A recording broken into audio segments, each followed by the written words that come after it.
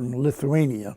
And she was 12 years old. When she came, it was actually Russia, but Lithuania was under Russian rule at that time, the Soviet Union rule. She came when she was 12 years old. As refugee status, I don't know specifically why she left, except that everybody was migrating to the United States during that period of time. My father came from a city called Kovel, K-O-W-E-L, which actually is in the Ukraine, but at that time was also Russia. He came over when he was 16. My mother finished high school. My father never finished school. They were married, and about the time the First World War came along, he had started on his family with his first daughter. My father did photography. He was a photographer's assistant, then opened his own photography shop, and then he moved from New York, where he came to this country, to Detroit, and opened a photography shop here in Detroit, or there in Detroit. He and his brother, Willie,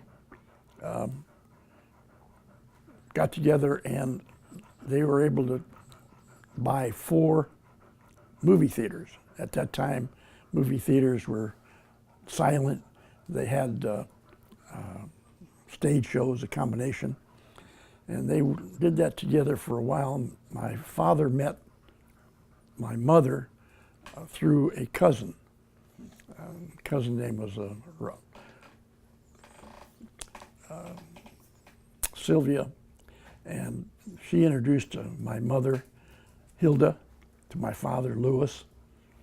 They were married and settled in Detroit, as I say, he had a photography business. And then they got into the movie business, and literally they had a disagreement, my father and my Uncle Willie. They couldn't decide on a lot of business matters, so they ended up selling the movie theaters, and my father bought a movie theater in Royal Oak, Michigan. And my Uncle Willie, he bought a theater in Detroit. They didn't speak to each other for 30 years after that. But it was during the Depression. My father, as I say, managed the theater. My mother sold tickets. During the time when the movie theater was not going, he would go around trying to sell tickets to people so they would come to the theater.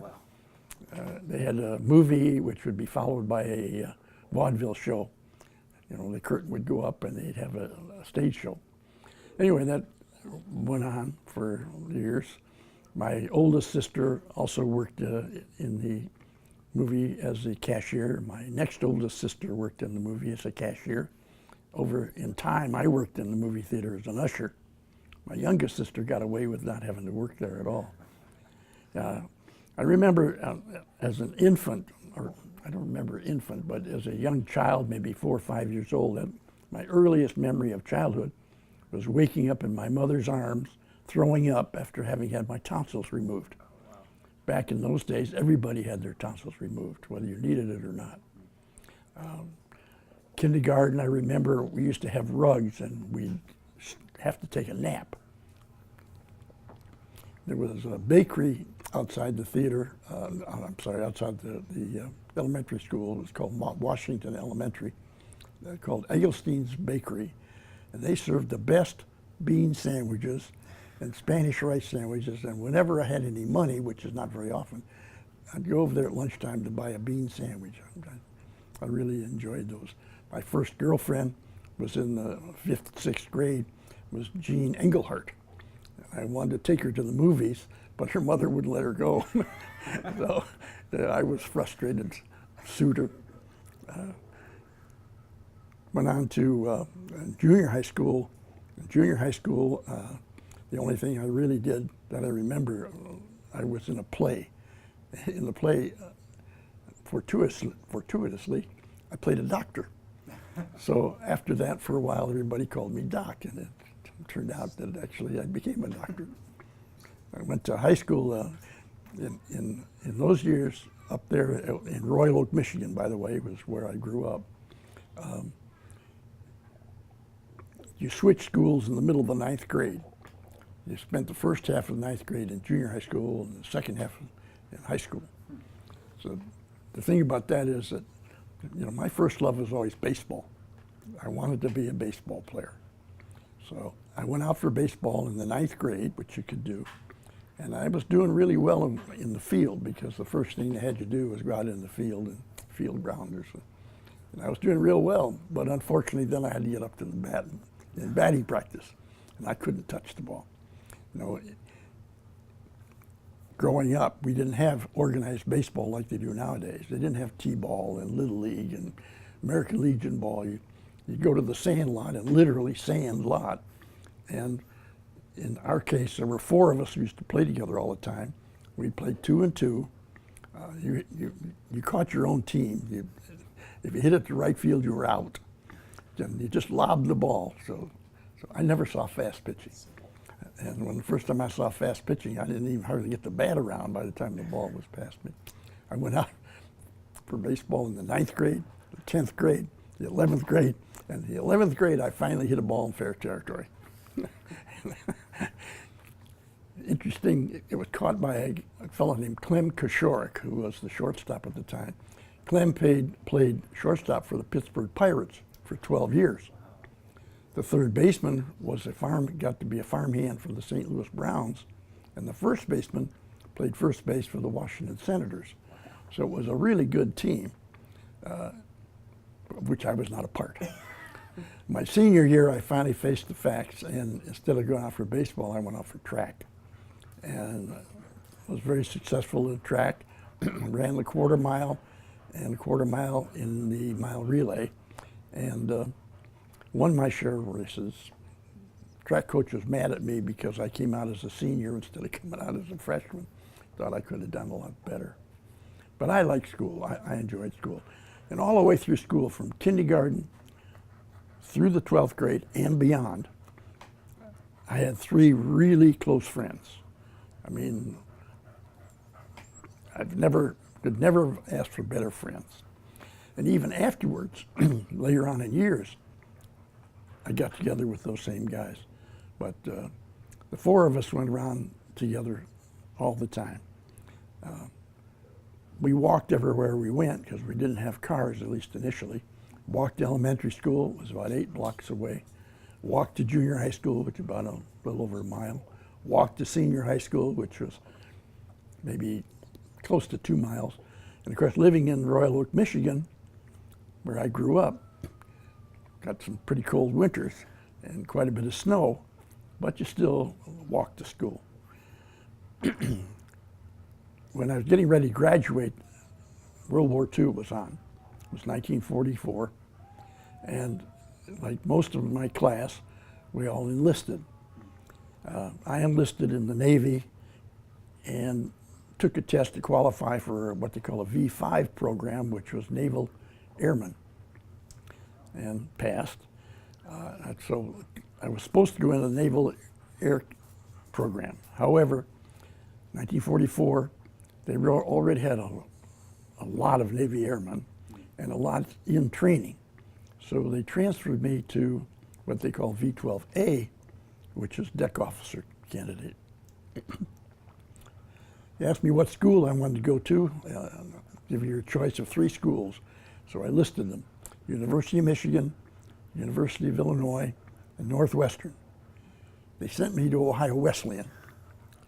Ohio Wesleyan is a small school in Delaware, Ohio, just north of Columbus. Very nice, very elementary, liberal type education, actually a Methodist school. When I got there with my compatriots in the Navy, there were 250 of us in the Navy and 900 women. But unfortunately, we didn't have a lot of spare time. So I never had a date the whole time I was there. I did very well. I had graduated with about a 3.95 average. At that time, there were no such thing as advanced courses. After 16 months there, they sent me to Illinois Institute of Technology.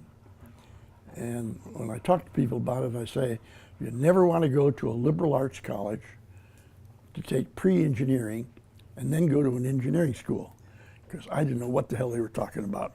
So after 2 months at Illinois Institute of Technology, I requested a transfer, which they kindly obliged me and sent me to the fleet. Actually, I went to Great Lakes first.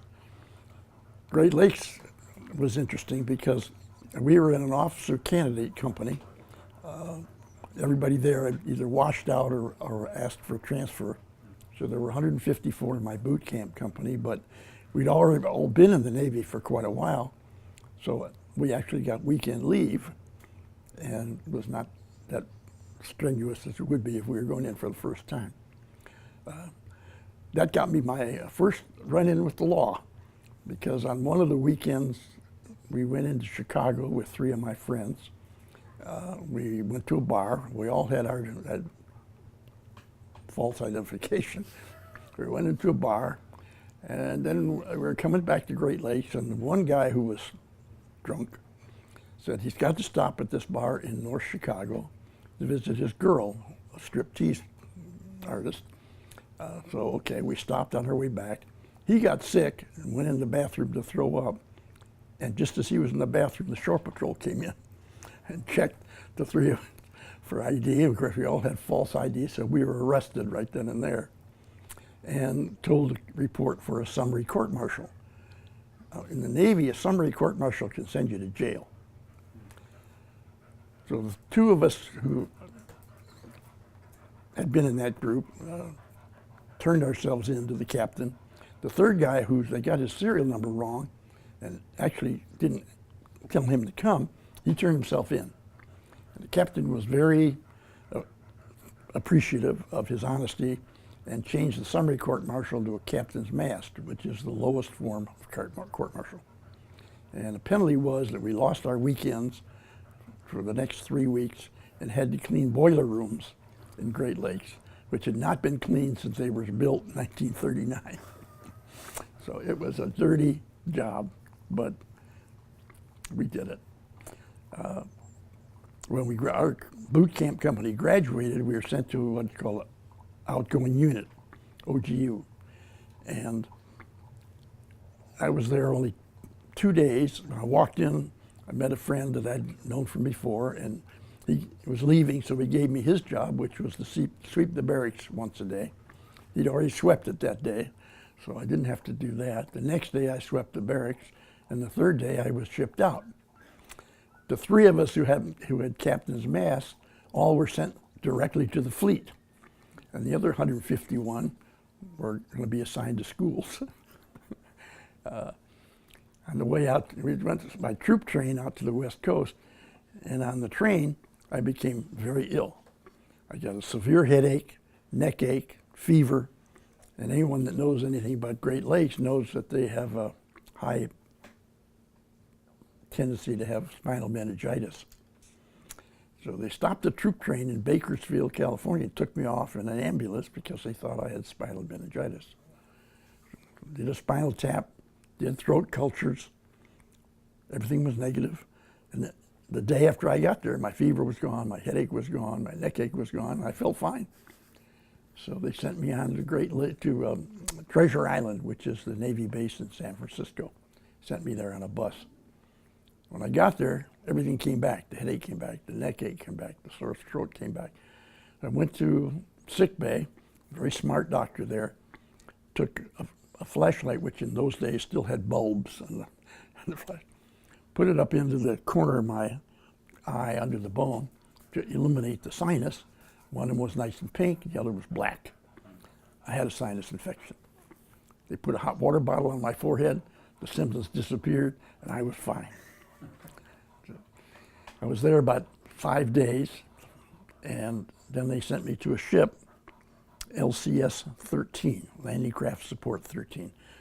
It's 150 feet long, 75 capacity crew members, and was designed for close-in support of troops as they landed. It only had a 3-foot draft and had a 3-inch gun on the front and 50 caliber machine guns. But the war was over by then, and so I got on board ship. There were 6 of us who were transferred in. The captain stood there and said, I need two guys, I need two of you to go to the engine room. You and you. And he said, well, I was one of the guys sent to the engine room. And the interesting part about that was all my tests in the Navy, they told me I could qualify for any school except diesel school or submarine school. And this ship had nothing but diesels. I knew nothing about diesels. But luckily I didn't have to really know much because my job was to write down figures every half hour, write down the figures, RPM, temperature, all this stuff, and respond to the captain when they signaled a change in the ship. But I was on the midnight to 4 a.m. shift and the midnight to 4 p.m. and the 12 o'clock 4 p.m. day shift every 12 hours. So really couldn't do much. I did get a weekend leave from there, but I hadn't, because I have my travel from Great Lakes on board the troop train, and then in Treasure Island, I'd missed a paycheck, so I didn't have any money. So I got to go to San Francisco. I had $1.50 to my name. So I couldn't do anything except window shop. The ship finally was ordered to go to Astoria, Oregon. So they started the engines, and four guys got seasick. We hadn't left the dock, and four guys got seasick. I never got seasick. But we went from Treasure Island, San Francisco, out into the Pacific, and up to Astoria, Oregon. Because I was on a ship, I had a fleet post office address, and when they figured when you were discharged, you got a point for every month in service and a half point extra if you had overseas duty. Well, my fleet post office gave me overseas duty, so I got out earlier than some of the other guys who had never been out there. At the end of my time at Astoria, and I knew I was up for discharge, I knew that I'd be discharged sometime around the 1st of July.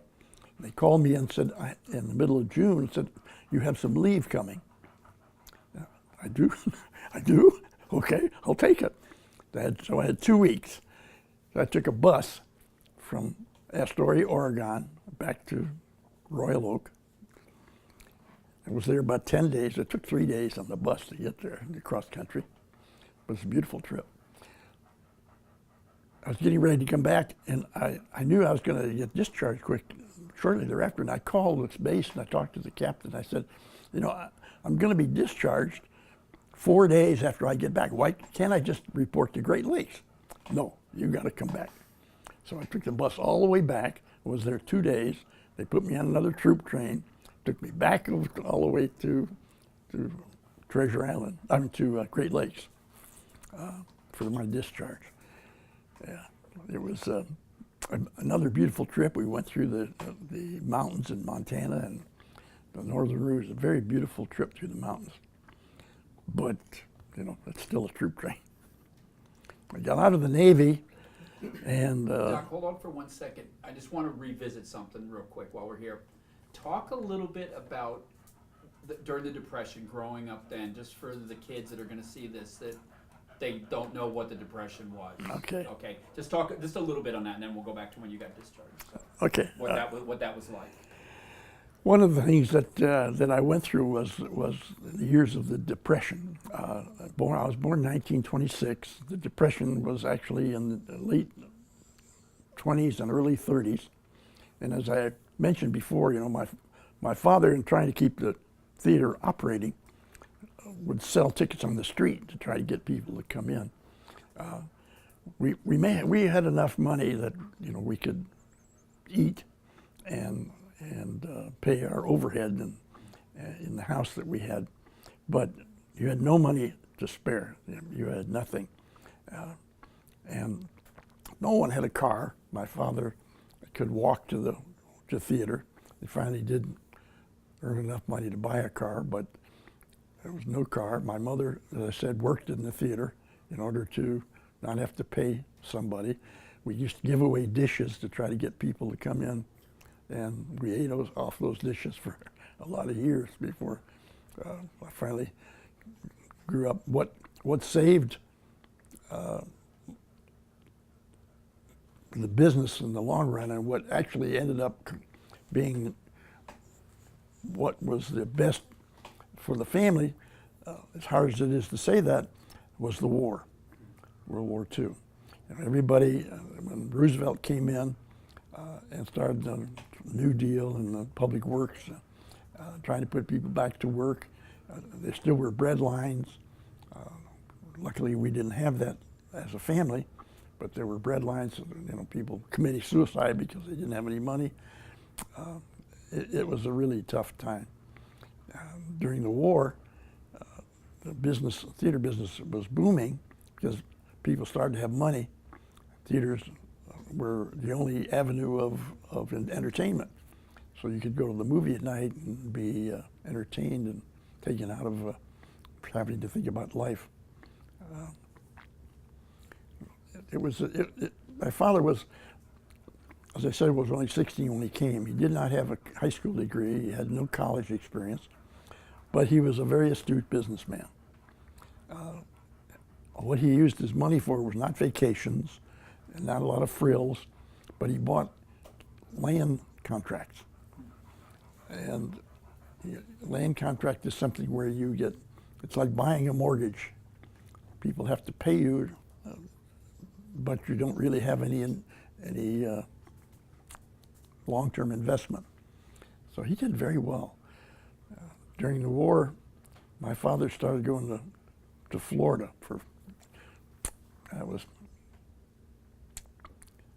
my mother didn't go with him. He'd take the train to Florida. And when I was learning to drive, I remember one time that I drove him to the train station to go to Florida. And as I was coming back in a bad rainstorm, I was 16. I had not been driving very long. I tailgated somebody. They stopped suddenly. I didn't stop in time. And I smacked into the back of his car and smashed the grill. 1939 Buick. I was scared to death. My father was going to kill me. So my mother and I found a place that had a used grill, and we got the grill changed. My father was not a loving man. He loved us, I'm sure, but he was kind of cold and distant. And growing up, I hardly ever saw him. The theater business, he worked nights. After dinner, he'd go to the theater. That's when my playtime was. He'd come home late at night. He'd sleep in the morning. I was already on my way to school. He took a nap in the afternoon when I got home from school, so he was sleeping. So my mother did all of the hard business of raising children, but she was a good person. My mother was a wonderful lady and a wonderful cook. I was a terrible eater as a child. I really was bad. And one of my close friends that I mentioned growing up, his name was Paul Cudworth, and he was chubby, and he ate. My mother used to invite him over for dinner, hoping that it would rub off on me, and didn't work. I was just a terrible eater. When I got to the Navy was when I started to eat. And then I suddenly discovered food. Even so, I was a skinny little thing. I weighed 118 pounds at 5'9" when I went into the Navy. I must have weighed about 125 when I got out of the Navy, and it wasn't until I got married that I actually started to put on a little weight. So anyway, when I got out of the Navy, I didn't really do much that summer because I still had some money from the Navy, and I had put in my application to the University of Michigan, and they accepted it. So in August of '46, after I got out of the Navy, I went on to the University of Michigan. The first semester at the University of Michigan was terrible, not the school, but there were so many returning servicemen. I mean, literally thousands of returning servicemen. They didn't have any dormitory space. So they took over the barracks at Will Run, which was in Ypsilanti, about 12 miles away, were workers at stage who were building bombers at a bomber plant in Ypsilanti. So the school took that over, and that's where I lived for the first semester. And I had to take the bus back and forth. They had a cafeteria there where you could eat, but it was a cafeteria. You stayed at a bomber plant? I stayed in the barracks. At the barracks, okay. There were, of the people who had during the war had been housed there to build the bomber plant. I left my books. I rented a locker in the gym at the university where I leave my books. I didn't have to cart the ones back and forth I didn't need. I started having stomach trouble, and so I started looking for alternatives, and was rushed and pledged to a fraternity. So I moved into the fraternity. Which fraternity? Pi Lambda Phi. It's a Jewish fraternity. Doc, was there anti-Semitism back then? I mean, did I never ran across it. And the whole time, never ran across it. I grew up in an all-white city. I didn't realize at the time, but there were no black people there. And my cousin and I were the only two Jewish kids in this school of 1,500. My sisters had gone there, and all of us, when we were there, were the only Jewish kids. Actually, I became the only Jewish one because my uncle and his family moved away from Royal Oak later on, so I was the only one there in my time. But I never had the hint of anti-Semitism or anti-blackism. You know, I didn't know what that was. You know, the first time I had any truck with anyone that was African American was when I was at the University of Michigan, because when I was in the Navy, they were all white. The whole boot camp was white. My boot camp company was white. So when I went to the University of Michigan, it was the first time I ever was anywhere around black people. I got along fine. I thought it was natural. I just didn't know any different. When you got out, and when did you get out of the military? 46? 44. In 44. Oh, I'm sorry, 46 I went. Yeah. And started school. Was it an exciting time? I mean, historically we look back and it was post-war. What was the tenor of the country? at that time? Jubilance. Everybody was happy. Things were still humming. The factories were still going. Everybody had lots of money. All the people were coming back. No one else was going to get killed. It was a very happy time. Everybody was very jubilant and upbeat. And of course, when I was at the university, we had so many men. Again, the same problem. The situation was reversed. There were like 16,000 men and 9,000 women. I never had well, I shouldn't say never. I had 2 blind dates while I was at the university in 2 years. Both of them fixed up for me with a high school classmate of mine who was there. Was the president of her dorm, and twice she fixed me up with a date. Otherwise, I never had a date. I did not want to ask a girl 6 weeks in advance to do something that I didn't have any idea what I wanted to do. So I just never asked anybody. Really, you had to fight for a date if you. Once you got a date with a girl, of course, and then maybe you keep on going with that girl. But to get a date was tough. How do you meet somebody, and how do you get a date? I hate to say this, but the first date was not good looking. I took her to a dance, but I took her to a dance at the Student Union, which was very dark. The second date was gorgeous. I mean, really gorgeous. I don't think she ever wanted to have a date with me again. So I never had a date with her again. We just took her to the movies. But I was interested in sports still. I couldn't play baseball. I went out for baseball at the University of Michigan. And literally by that time I'd learned how to hit the ball. Now I was hitting the ball really well in the batting cages, but the baseball coach, he cut everybody except the football players. Most of the baseball players were. So I went off for track again. And I did very well, but I just did it for the one semester because it took too much time. I was taking a lot of science courses, so I just didn't have much time. So I played intramural softball. By the way, I have to mention that while I was in high school, I earned 2 letters in rifle shooting. Oh, no way.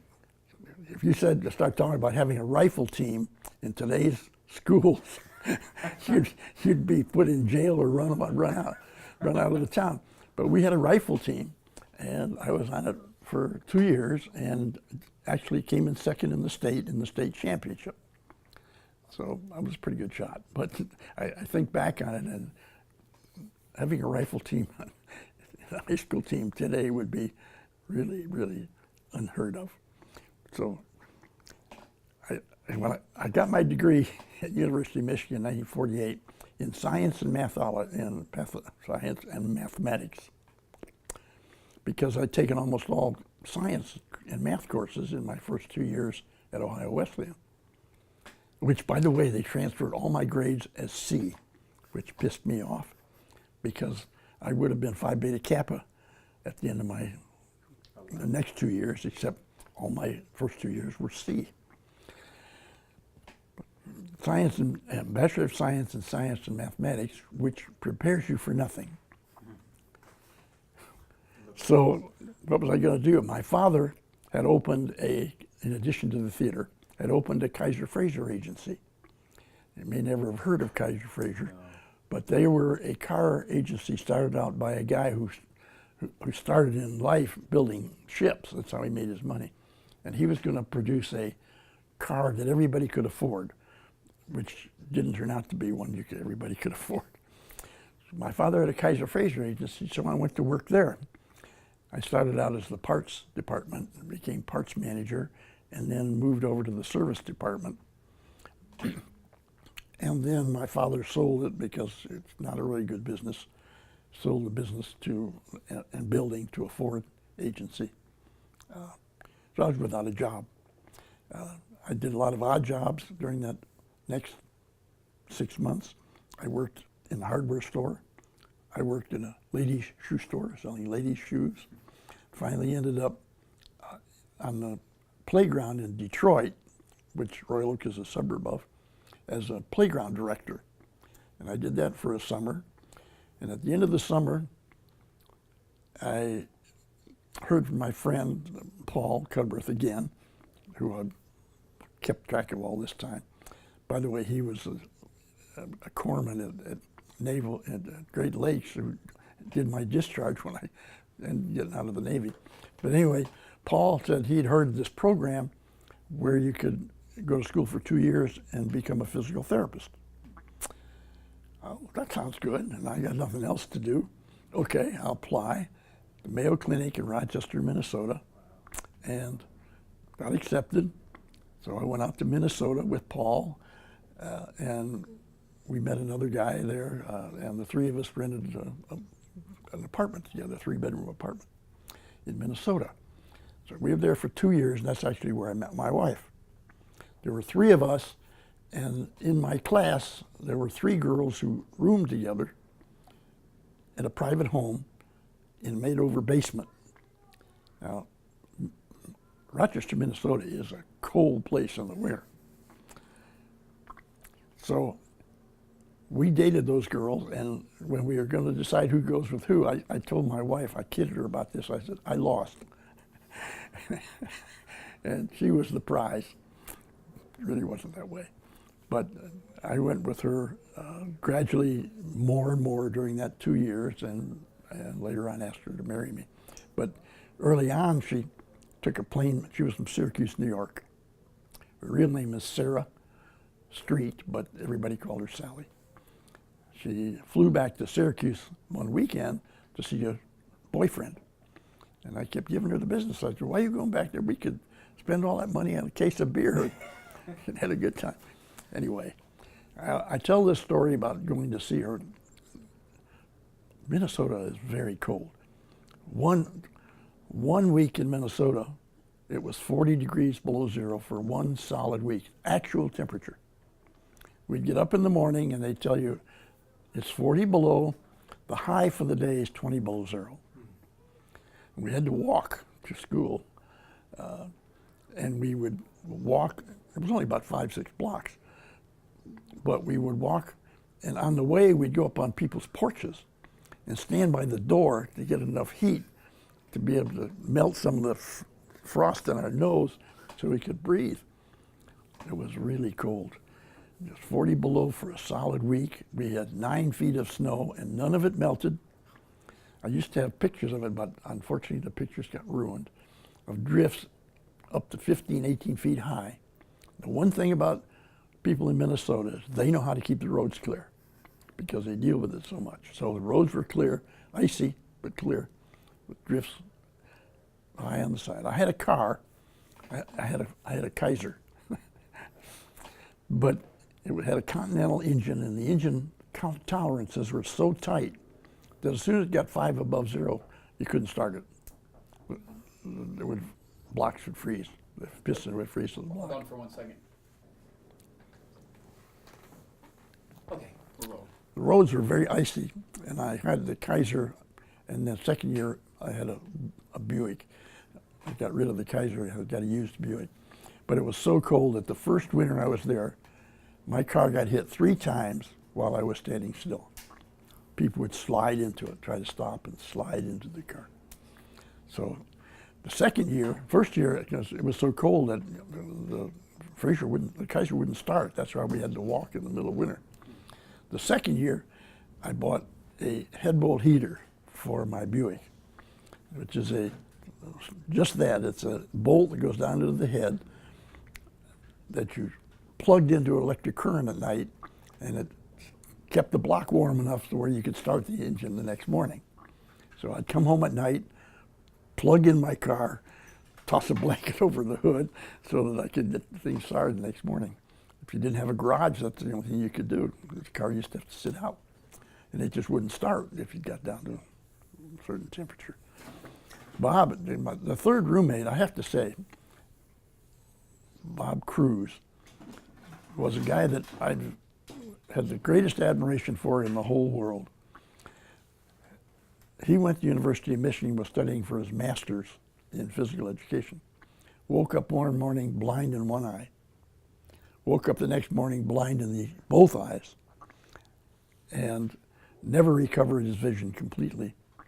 But in spite of that, in spite of being legally blind, finished his master's degree, came to Mayo, finished the 2-year degree there, went on and got a PhD later on, and taught at the Cleveland Clinic in Cleveland, Ohio.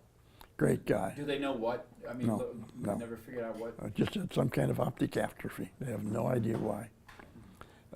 But the Association for the Blind gave him a monthly stipend to have people read to him because he was legally blind.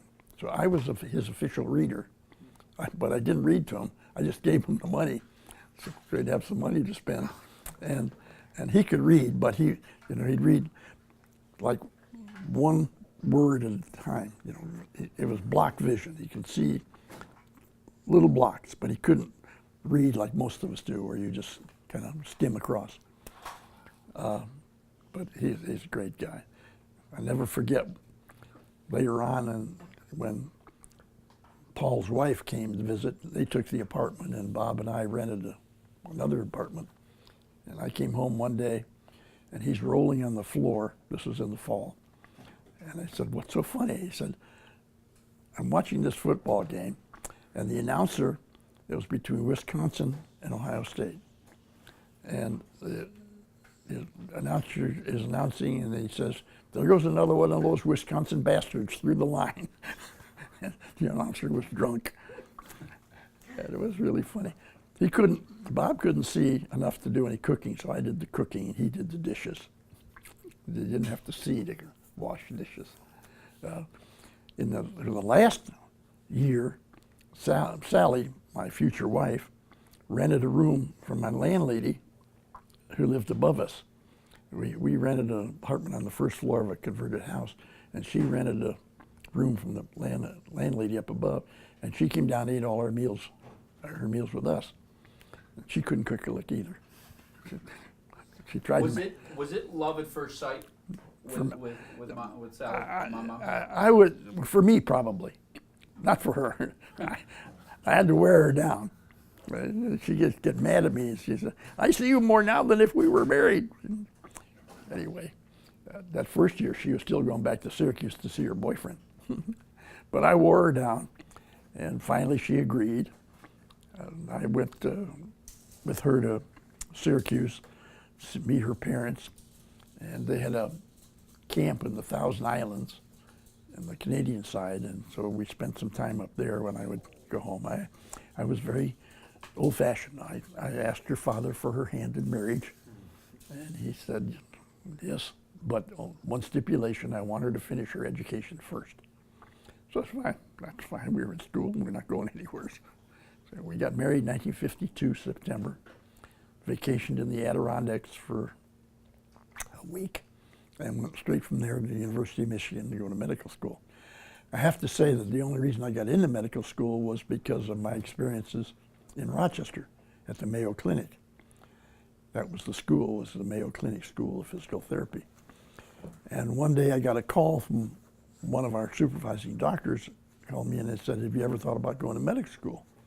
I said, "Well, I thought about it in undergraduate school, but they required one chemistry course I didn't have, and I wasn't about to take it because when I started to take it, it was such a bitch, I dropped it." And they said, "Well, if you want to apply, we'll write letters of support." Okay, so I wrote letters of application to several schools, Syracuse, because my wife was from Syracuse, Western Reserve, University of Illinois, University of Michigan. Western Reserve was the politest school I've ever dealt with in my life. Whatever they got, any kind of letter, phone call, whatever, they let me know. Excuse me. I didn't hear, and I didn't hear, and I didn't hear, and finally my father-in-law went to Syracuse board and said, "What's with this application?" They said, "Well, we're looking at a guy who's from Michigan, going to school in Minnesota, applying to Syracuse. We couldn't figure out why, so we said, no, we won't take him." My father-in-law explained the circumstances, and they decided, yes, okay, we'll take him. But in the meantime, I'd been accepted at Michigan. By the way, my 2 years at Michigan and my 2 years in Minnesota all were paid by the GI Bill. Just out of curiosity, Doc, do you remember if you had to pay for that, what it would have cost? The tuition at Michigan was at that time was $3,000 a semester. For med school? Med school. Now it's like $18,000 a semester or more. Okay. I don't know what it is now. Okay. There was no tuition at Mayo Clinic School. The GI Bill. The GI Bill paid for it. I have no idea what it was. Your father-in-law was a doctor as well. My father-in-law was a doctor in Syracuse. He was an old-timer. He practiced cardiology and internal medicine. He wasn't board certified. Back then they didn't have boards. He was on the staff of the medical school. He taught electrocardiography in the medical school. Nice man. Not too smart at the end. At the end of it, he caused himself a lot of problems. At the end of his life, he had atrial fibrillation, and you can convert atrial fibrillation by pressure on a carotid artery, the carotid sinus, and most of the time it will correct it.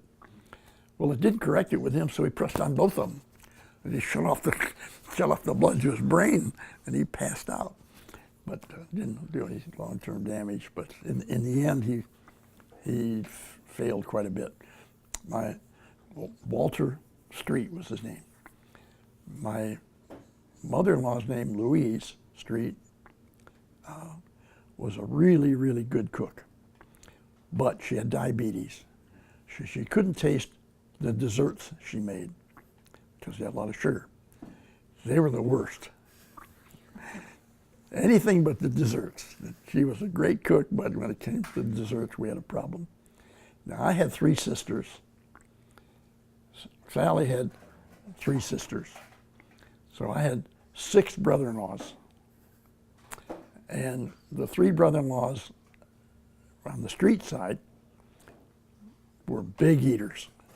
When the four of us got together, we ate a lot. One of them turned out to be a son of a bitch because of his wife. But anyway, my three sisters, my oldest sister married a milkman, literally. He used to, my first memory of him is delivering milk, you know, in the containers. Great guy. That my sister Sylvia. He ended up working in and managing the theater for my father as my father got older. My next oldest sister, Ethel, who was just celebrated her 97th birthday, by the way, is married to a lawyer, Sheldon, also a great guy, and they lived in Hillsdale, Michigan, where he practiced law, and then when he retired, they moved to Ann Arbor to be near their kids. They had two children, twins, smartest kids I ever met. One of them is a professor of cardiology at the University of Michigan Medical School, and the other is professor of dermatology at the University of Michigan Medical School. Good kids. Sylvia had two kids, a boy and a girl. Donnie is a retired CPA and lives in Highland Beach. And Helene is a counselor, a school counselor, and they live in Delray. Doc, I've got another sidebar here. I'm just going to drop these in every now. They call your guys' generation the greatest generation. Tom Brokaw wrote a book about that. Do you think there's something specific to the men and women that grew up in that time that made you all a little more tenacious, a little more focused, a little more driven? You have to remember that most of us in that generation grew up either in the Depression or coming out of the Depression and going through a war where things were hard to get. And you were lucky to end up alive if you went into service.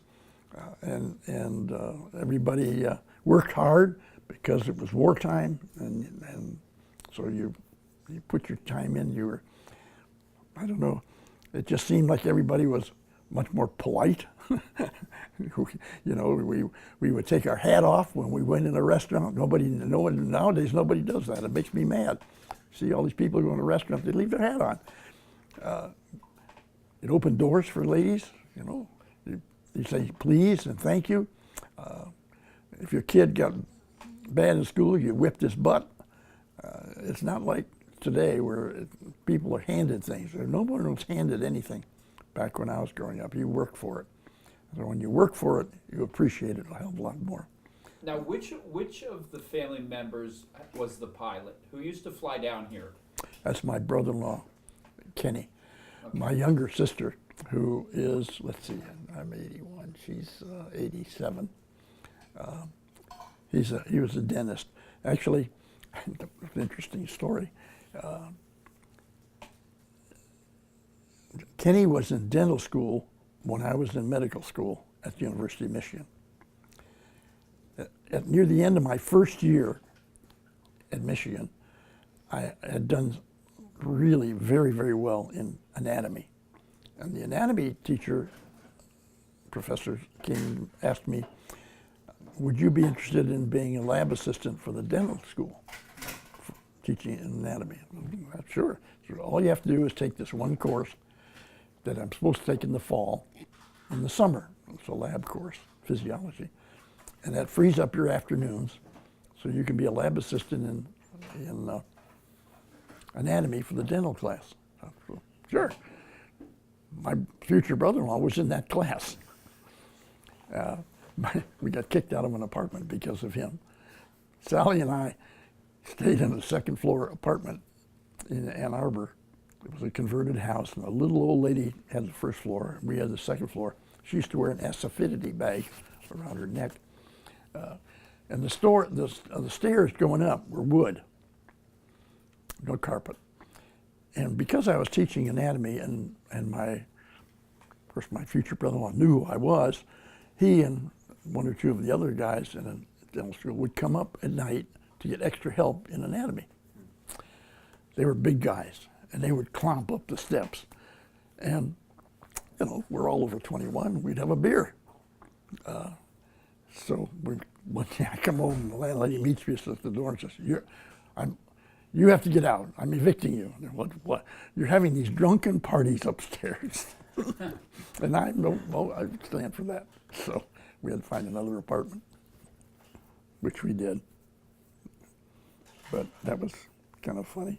Zion didn't go outside, did he? I heard he Yes, he okay, did. Okay, just stop there. Right. No, he's fine. He's in the yard.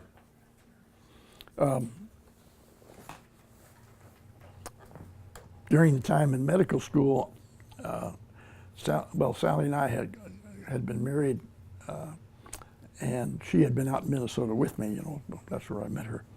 And Ann Arbor's cold, not as cold as Rochester, but we talked about where we were going to go live, and I said, well, I think what we ought to do is go to Florida.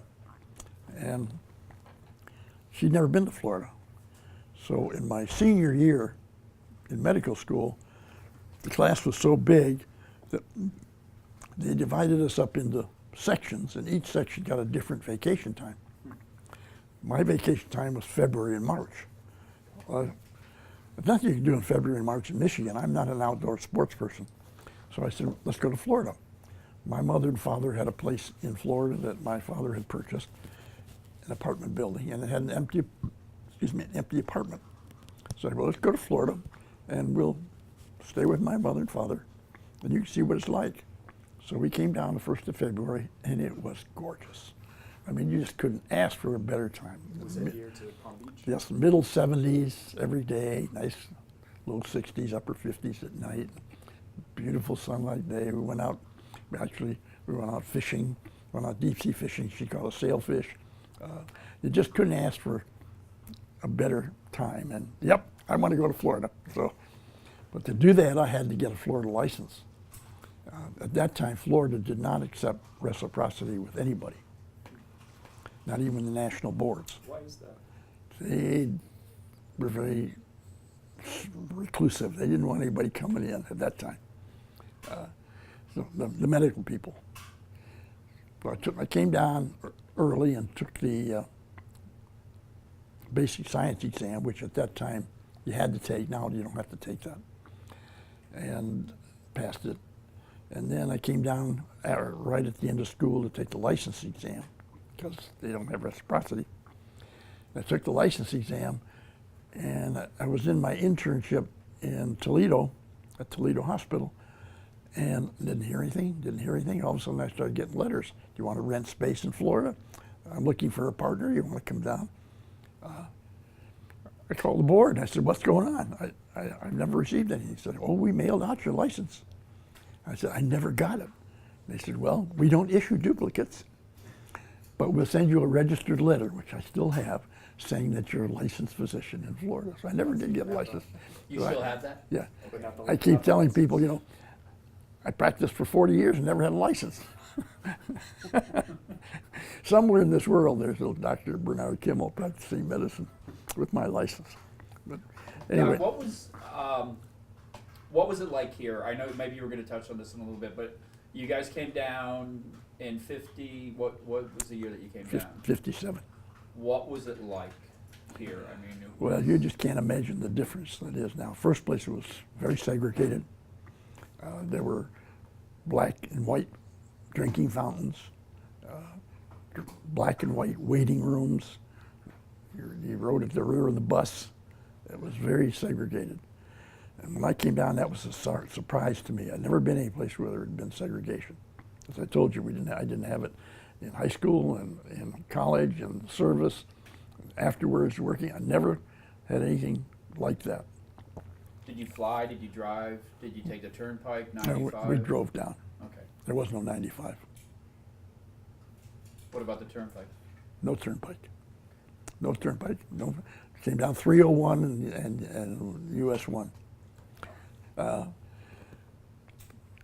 had met a guy when Sally and I came down on our vacation. I had met a fellow who told me, if you're interested in coming into practice down here, I'd love to have you come in with me.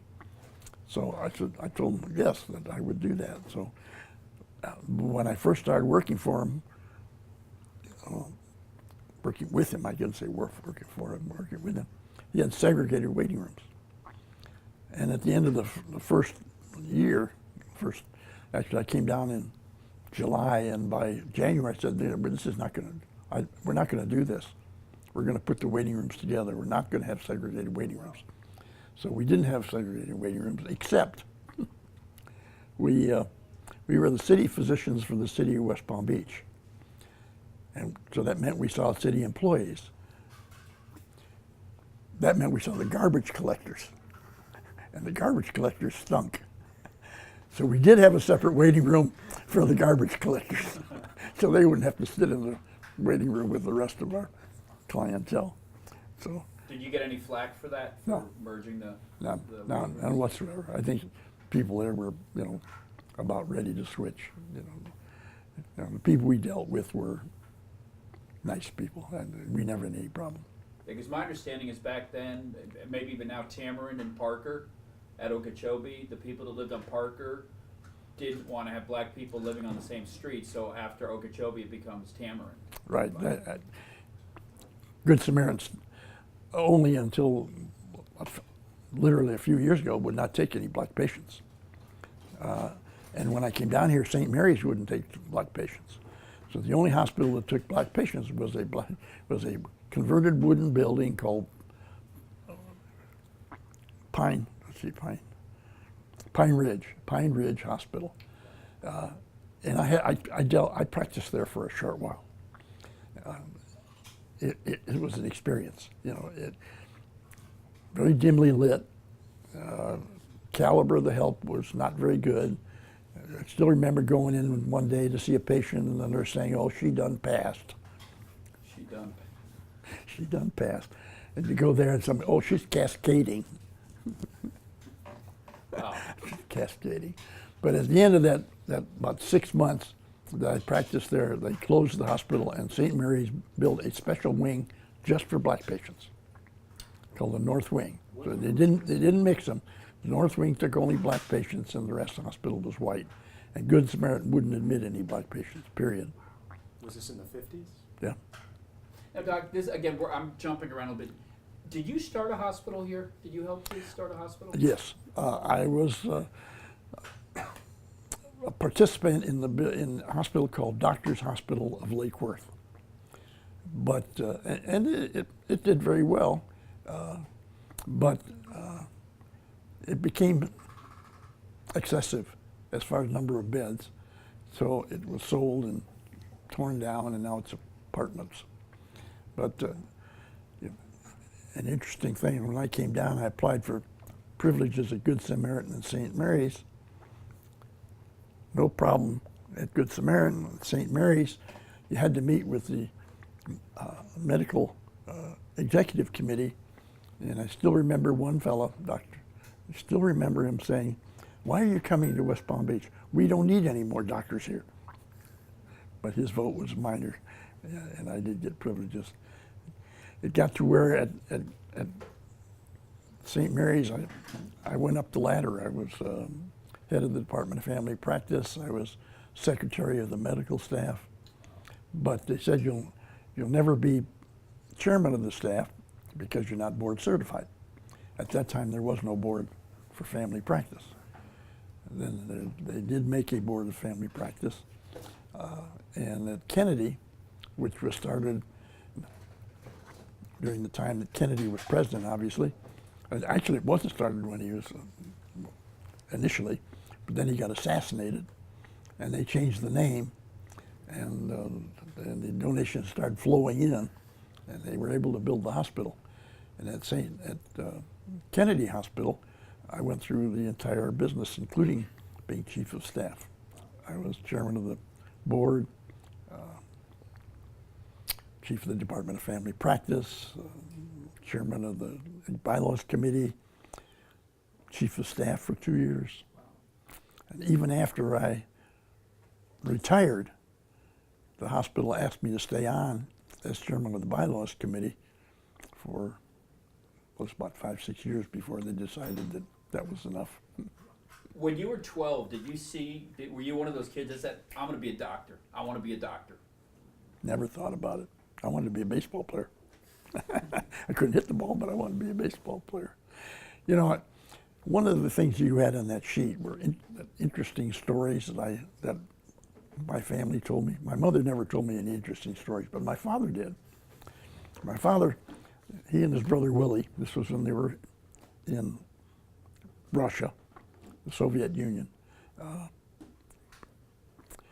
When they took the train, and that was their only mode of transportation, the seats in the trains were back to back. They weren't along the side. They were bench type seats, back to back. They would buy one ticket, and they'd take one coat. They'd stick the ticket in the coat, put it over the seat, and they'd sit back to back. They wouldn't sit together, they'd sit back to back. Conductor would come up, they'd take out the coat, show them the ticket. They didn't punch the tickets. Put it back in, throw it over the seat, go around to my father, ask for the ticket. He'd take the coat, show him the ticket. And they got away with it every time they went on a train trip. That's funny. They said the train conductor there were people would hide under the benches, and the conductors would go along and kick. And if you didn't squeal or yell out, they didn't bother you, but if you did, they kicked you off the train. That's funny. My father's father was a bootmaker, and the story he tells is that he was a bootmaker for the Tsar. I don't know if that's true or not, but it's a good story. My father was never an outdoorsman. He went fishing once, that I remember, and that was a total surprise and I think a total disaster. Anyway. There's about 4 minutes left on this card, just real quick. How did your mom and dad wind up in Florida? How do you get two people from Michigan down here? Well, as I said, after my father started making some money, he was trying to take a vacation, and he'd heard good stories about Florida. So he came down to Florida just by himself. He came down almost every year and spent a couple of weeks down here. I'm not exactly sure how that got started. I know that at one time, right after the war, he was dealing with a man who he bought some property with, actually 95th and Collins Avenue. They had an empty lot that they bought. Beach. Miami Beach and Collins North Avenue. Miami, yeah. And then the guy that he was going into business with was a jeweler. They got income tax evasion problems and went to jail. So they sold the lot. My father then bought property in West Palm Beach with that money. So I think he came down primarily because he was looking at his businesses here. He used to own the Mount Vernon Motor Lodge. So he was a pretty astute guy. I mean, that was ahead of a lot of people coming down here. He owned the Citizens Building downtown. He owned an apartment building in Palm Beach. As I say, he did not have a high school education, but he was a very astute businessman, and he made his money doing things for him. He could see trends. Instead of wasting the money, he would invest it, and he did. He did very well for himself and for us. I was going to say something else. I forgot already. My memory goes from minute to minute. But anyway, I practiced here for 40 years. Retired in '97 when I could, quite frankly, it was more because of what was happening with the government intrusion into the medical field that I decided really it was time. Medicare had come in. I didn't mind Medicare. I didn't even mind HMOs. But when the government started making all these requirements of what you had to do for record keeping and what you have to ask people, that was enough. I decided that was enough.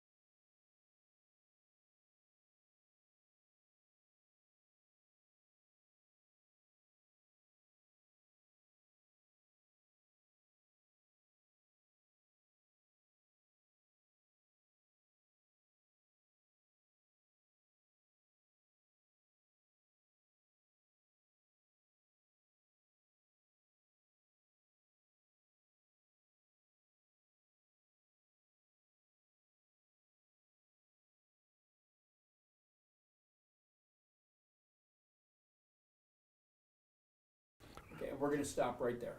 Old guy running the camera. Okay, stand by. We're rolling. You know, in thinking back about some of the things I've already said, there was one mistake that I made that I need to correct. I said I ran track for the University of Michigan. I did not. I ran track for Ohio Wesleyan University. And interestingly enough, Ohio Wesleyan had a station wagon that looked like a hearse. And I used to drive that with team members to the away track meets. At Ohio Wesleyan, I also did the public address announcing for the football games. And we had a bunch of us that went up to Marion, Ohio, WMRN radio station, and had a call-in show one night a week. And I participated in that, went up to that one night a week. It was a lot of fun. But that also reminded me that what I left out when I was in high school, Royal Oak High School, that I acted in 2 senior plays. And the reason I remember it so vividly is that the director was gay. He used powder and rouge and lipstick and perfume. And he hit on me, but only once, because I let him know that I just wasn't interested. But he did tell me that, he said, Kimmel, said, you're a good enough actor to play the lead, but you don't look like a lead. So I played one of the subordinate parts. It was an interesting time. When I got out of medical school, I did an internship at Toledo Hospital, which is now Northwestern Medical School of Ohio. Toledo, Ohio was really a good internship. They let us do a lot of the actual work. Let us do deliveries, did the preliminary examinations and just diagnoses of patients that came in. It was really good. One of the interns, however, was from Turkey, one of my fellow interns. And he liked to eat garlic for breakfast. So no one wanted to work with him because he smelled so much, until we finally told him that he had to quit eating garlic for breakfast, or we wouldn't work with him. It was kind of funny. My wife delivered the first baby while we were at Toledo in the last month of my internship. So within a month, we moved to Florida. I think I said before that I had come down on a vacation with my wife from medical school in February, where the weather was gorgeous, sunny every day in the 70s, cool at night. It was beautiful. My wife was very enthusiastic about moving to Florida. We came down after internship to settle here, and we had an apartment that my father had. He had a bunch of apartments, but it was in June and July, upstairs, second floor, no air conditioning, in Florida in the middle of summer. And my wife wasn't too sure she wanted to stay, but we found a house, 533 Beach Road in west part of town. Nice house, no air conditioning, and no heat. And it was not too bad in the summer because it was a cinder block house and it was relatively cool with the windows open. But in the wintertime, we went through one of the coldest winters they ever had here, and we didn't have any heat. I'd get up in the morning and turn on the oven so we could get some heat in the house. And I would go out and start the car and then come back in the house and let it run. So when I went out there, it'd be warm enough to drive. I went into practice when I got here with a gentleman that I had met on the trip that we took to Florida during my vacation for medical school. And he and I would practice together. He was a family physician, and I think I've already mentioned the fact that when I came down here, it was still a very segregated area. We had segregated waiting rooms that I changed after the first 6 months because I said, this is not right. And I also think I also have already said that we did still have segregated waiting rooms, but for a different reason. We were the city physicians for the city of West Palm Beach, and we did physicals on their employees. So we had one waiting room for everybody except the garbage people, and we had a separate waiting room for them. because they've smelled, and we tried to keep them away from regular people. I got hospital privileges almost right away at Good Samaritan Hospital in St. Mary's, and had pretty much a full complement of what I was allowed to do. I did not do any kind of surgery by myself, but I did do deliveries. I delivered babies for probably the first 15 years of practice. I took care of the babies in the newborn nursery. I did the circumcisions. And believe it or not, my charges for doing a complete delivery, including taking care of the baby, doing the circumcision, was $75. First office charge when I came down here was $3 for an office visit, which was changed the second year to $5. So it was not an expensive time, but it was expensive at those times. West Palm Beach was quite a different town at that time. Military Trail was a 2-lane dirt road. What is now Palm Beach Lakes shopping center was a marsh. The Palm Beach Gardens had one house in it when we moved down here. And I had a friend of mine who was a dentist, and we used to go duck hunting just the other side of Military Trail, where there were a lot of little ponds. And we would go out there before dawn, set up where we wanted to be, wait until dawn. The ducks would come flying in right towards us, shoot our limit of 2 ducks, go home, have breakfast, be done by 8 o'clock in the morning. Then I'd go to work. It was an interesting time. My first car was that I rented cars down here when I came here. It was a pretty good deal. We got Chevys, Chevy Impalas, and we got a new one every 6 months. No charges. I mean, we paid the rental fee, but we got a new one every 6 months. So, you know, we never had any maintenance charges, and that was nice. After a while, of course, we stopped that and had our own cars. And my first car that I had down here was a Fiat Spider. But a Fiat Spider at that time was one of the, well, that model and other foreign cars were a problem because nobody had metric tools and nobody had metric parts. So if anything went wrong, you had to wait until it came from a distributor somewhere. So I didn't keep that car very long because if I ever had any problems, and I did have problems, you had to put it aside. Wherever it stopped, you left it while they had to go get parts. I had a lot of partners. Actually, Dr. Ambres was my first partner. He was the main partner. He'd been down here for years. He started his practice during the war. He was a family physician, but he actually did everything. He did neurosurgery, he did orthopedic surgery, he did deliveries, although he stopped doing deliveries when I came and let me do the deliveries. So he did everything. In the hospitals, as I said, I had pretty much complete privileges of whatever I wanted to do, which was nice. I did a lot of assisting at surgery. I had a number of surgeons who used to call me to come be their assistant.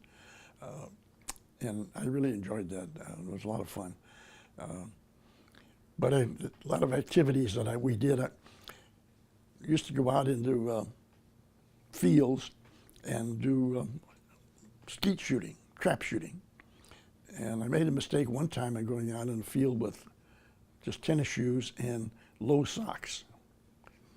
And I felt something sting my ankle, but I didn't see anything and I didn't pay any attention to it. The next morning, my ankle was 3 times its normal size and black and blue. And apparently I'd been hit by a baby rattler. And I was supposed to do an assistant surgery that day. I went there and it kept getting worse and worse and more painful. Finally I had to go home, put my leg up, put ice on it. I didn't have any long-term effect from it, but that taught me a lesson about never go into high grass without high shoes or high socks. What would you say is the most memorable experience from your practice? Oh, well, probably the most memorable experiences were making diagnoses of things that were very bizarre. You don't get a chance to make a lot of bizarre diagnoses And I did. I had a chance to make a number of them, and they stand out in my mind. I was doing pediatrics, and I diagnosed a child with kwashiorkor, which is more of a tropical disease, and it's a starvation disease for children. I'd never seen one before, never seen one after that, but that was a unique diagnosis. Had a child that came in from the Glades who had tapeworms. And we had to rid her of her tapeworms, and she filled up a gallon bucket of tapeworms. And this was a little child. And the worst thing about it was she went back home, and 6 months later she's back again with more tapeworms. It turned out that she lived in a house with a dirt floor, and she would eat some of the dirt and got the eggs from that. But the other thing was making a diagnosis of porphyria, which is a enzymatic disease where the porphyrins in your body are produced in large excess and cause either belly pain or neurologic problems. They were either a neurologic porphyria or intestinal porphyria. I had one lady, a nurse aide, who had porphyria. I sent her to a surgeon once with a breast nodule. And the surgeon called me and said, Bernie, said, that's the first patient I ever saw with porphyria that didn't have a scar on her belly, because they present themselves with belly pain, and that's severe, and they end up doing surgical laparoscopy to find the pain, and there's nothing there. So that was one of my highlights. I have to say there were also a couple of very depressing times. I got sued twice. Once relatively early in my practice by a patient who came down from New York with neck pain. And the problem I had with that patient is that he had been seen a doctor, an osteopathic doctor, before me. And that osteopathic doctor had found that he had fever and neck pain, was treating with antibiotics and steroids. Well, I was going on vacation, so I turned him over to an internist. I never made the diagnosis. The intern took him 6 weeks to make the diagnosis, the bacterial endocarditis, which is a very serious infection of normally settling on the valve in the heart. But the original doctor, the osteopath, had started the patient on antibiotics and steroids, as I said, and that masked the symptoms. So you didn't get a true picture of the problem. Anyway, eventually he died. I was sued, but they settled that for nuisance value. If you sue a doctor, you almost always get something, because the insurance company will settle just so they don't have to go to court, because it's a hell of a lot cheaper to settle for $10,000 than to go to court and pay all the expenses. And the second time I got sued was late in my practice. I had a patient come down from Georgia, a nice lady with her husband, elderly lady, who had a cancer of the ovary. And they had spread in the pelvis, and they took out all of her organs. And they told her that they had cleaned it all out and she was okay. And she wanted to come to Florida where it was warm to recuperate, so they said okay. And they asked me to check x-rays because she still had a little fluid in her belly, which I did. The fluid was pretty well gone, but there was a small little nodule there. And I called them and told them about that they said at the time, well, that they had assured her that they had taken everything out, so they just stayed. A month later, they came to the office, and my physician assistant, who was there that particular day, found that she had a huge mass in her belly. But this mistake I made was I didn't document that I had called her. And they said, well, you never called. Well, I couldn't prove I did call because I hadn't written it in my record, which was a lesson to me, to write everything down.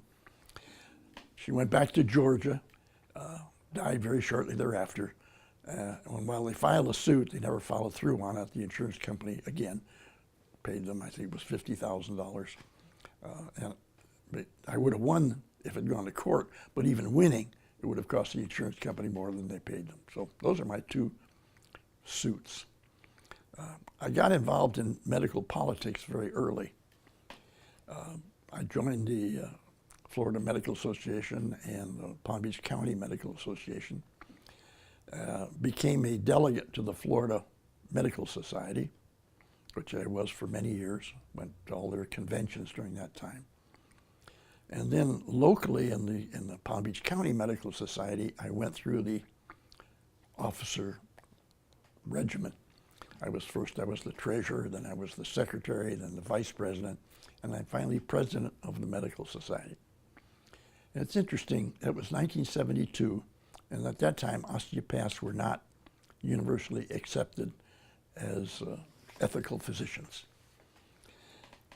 And one of the speeches I made at the time was that we needed to accept the osteopath and integrate them into our hospitals because they were going to be a part of the medical landscape, and we really needed to accept the fact that they were there. That was not a popular idea. The thing that was the problem was that if you didn't give them hospital privileges, they could go to the red legislature and get permission to build a hospital just for osteopaths, which they did. Unfortunately, they couldn't make a go of it alone, so they started accepting medical doctors into the osteopathic hospital. Pretty soon there were more medical doctors than osteopaths. So the osteopathic group said, well, here we are again, we don't have a hospital of our own. So they built another hospital, built it out in Wellington, which is presently Wellington Hospital. But the same thing happened. But by that time, the osteopaths had upgraded their medical training and had been accepted into AMA residencies. So they were really very well trained. By the way, the first hospital was the one on Palm Beach Lakes Boulevard, which is now JFK North. It was Columbia Hospital when they built it. So anyway, at the same time, I joined the Florida Academy of Family Practice and went through that routine, became the president eventually. I did get an award as Family Physician of the Year. And I enjoyed practice. Where do we go from here?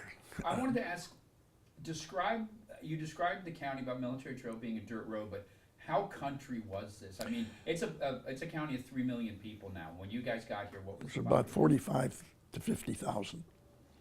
In the entire county? Yeah, and Good Samaritan and St. Mary's were two of the only 3 hospitals after Pine Ridge closed, the Black Hospital. After that closed, there were only 3 hospitals, those 2 and Belglade. There wasn't one in Boca, there wasn't one in Delray, there wasn't in Palm Beach. Palm Beach Gardens Hospital, by the way, is an interesting story. Before I became president of the Medical Society, I was, at that time, I think I was secretary or something.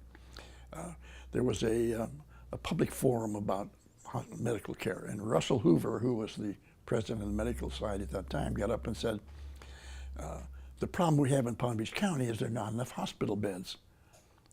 And John D. MacArthur was there. John D. MacArthur was the recluse, multi-millionaire, had his own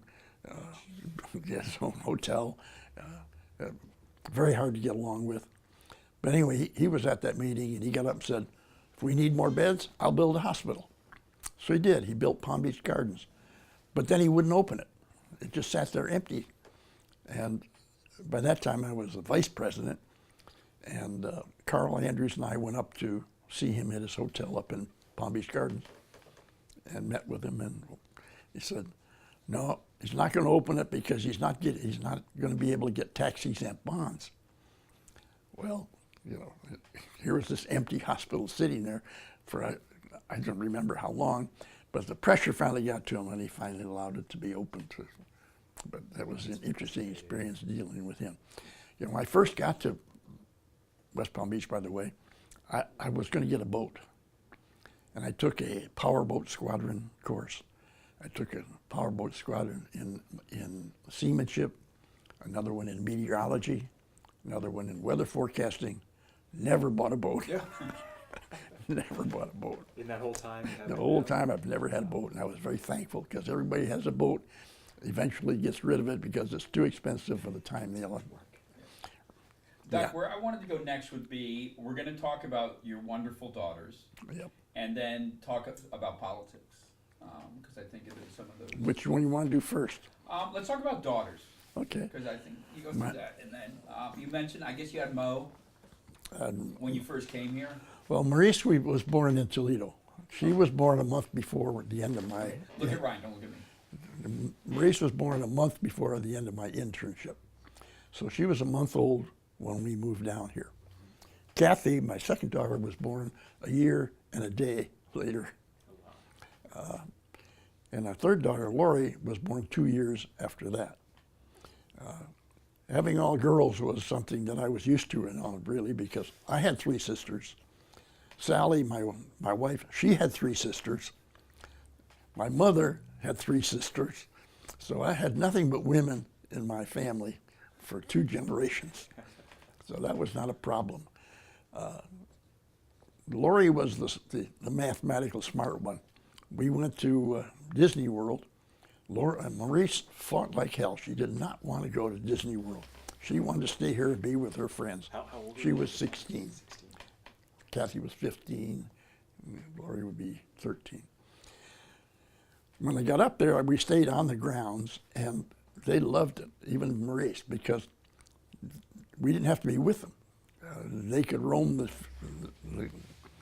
park themselves, and when it came time to eat, every time they had to figure out the tip, Lori had to do it because the other 2 were not very good mathematically.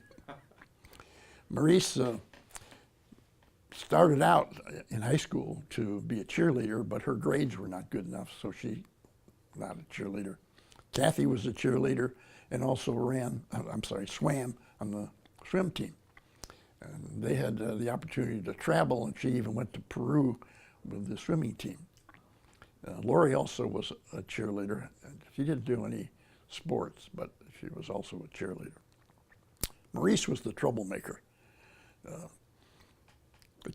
woke up one night, and she was gone. Maurice had a bedroom of her own. Lori and Kathy had a bedroom, and Sally and I had a bedroom. Maurice's bedroom was at the far end of the house. The way this house is laid up, there's one bedroom laid out. There's one bedroom at one side of the house and 2 bedrooms on the other. And she had the one by herself. Went in there to wake her up. She was gone. The window was open and the screen was pushed out. She went out in the middle of the night, and actually early morning. When she came back, I actually was laughing. I said, Maurice, why in the world did you go out the window when there's a door not 15 feet away from you that's also at that end of the house? And she said, I never thought of that. She also got in trouble for writing an excuse for one of her friends and signing my wife's name to it, even though the excuse was for her friend. Needless to say, that didn't go over very well with Was her. that friend Georgia, by any chance? Yeah, it could have been. Actually, Georgia was more Kathy's friend. Okay. But that was funny. We had a number of girls who lived with us besides those 3. A girl named Kathy Gentry came to live with us because her family was moving away, and she wanted to finish high school here, so she lived with us. Another young lady, her parents had literally kicked her out of the house for some infraction. I don't know what it was. She lived here for a couple months until her parents agreed to take her back. So we had a house full of girls. I spent 28 years as the Forest Hill High School team physician. First 21 years, I never missed a game, home or away. Then I got hepatitis, so I missed a game. Then I went back and did it. But there was a very interesting and funny experience. It's at one of the football games, and I was usually the only doctor there. The other team usually didn't bring a doctor. And I got a call that I had to go to the bathroom, to the ladies' bathroom. I went in there, and this lady was sitting on the toilet, and she'd reached to wipe herself and dislocated her shoulder, which is very painful. I set her shoulder and left. 2 weeks later, at an away football game, I got a call to go to the ladies' bathroom, and here's the same lady sitting on the toilet again and had dislocated her shoulder again. That's a coincidence that you really can't figure whatever happened, but it did. There were two football players that I remember to this day who were the greatest football players I ever personally saw. One was a fellow named Wayne Giardino, Canadian boy, linebacker, and he got hurt in his last year. I'd never really noticed him before, but he got hurt in his last year, hurt his knee. But it was one that didn't require surgery, so I kept him out, which irritated him, but I kept him out. And he finally got back the last couple of games, and he literally tore up the field. He was all over the place. I wanted him to go to Michigan. I wrote a letter to the university suggesting they recruit him, but he never heard. He went to Florida State, was All-American at Florida State, went back to Canada where he lived, where he's from, played football in the Canadian Football League, was all-pro for 10 years until he finally hurt himself, but he was fantastic. And the other one was a skinny kid, was 5'11", weighed 185 pounds, named O.J. Anderson, but not that other one. This was Otis, not Orenthal. Good football player. Went on to the University of Miami. When he graduated, he started out at 5'11", 185. When he graduated, he was 6'3" and weighed 225 pounds. He had really gotten big, but he was All-American at Miami. Played pro ball for the St. Louis Cardinals at that time. They moved out of there after that, and the New York Giants, and was on the winning team for the New York Giants when they won a Super Bowl. So those are the two best football players I ever saw. Not a lot else things that went on during the football time, but there was one incident that kind of brings home the problem with concussions. I saw one kid that had a concussion. It was obvious he had a concussion, but the symptoms were bizarre. He lost vision in half of his field of vision. He wanted to go back in because he could see with the other half, but again, I wouldn't let him. But it brought home the problem of potential danger from concussions. One of the things that came up while I was practicing and had the three girls in school was I became interested in their education also because I was working with Forest Hill. And the teachers went on strike.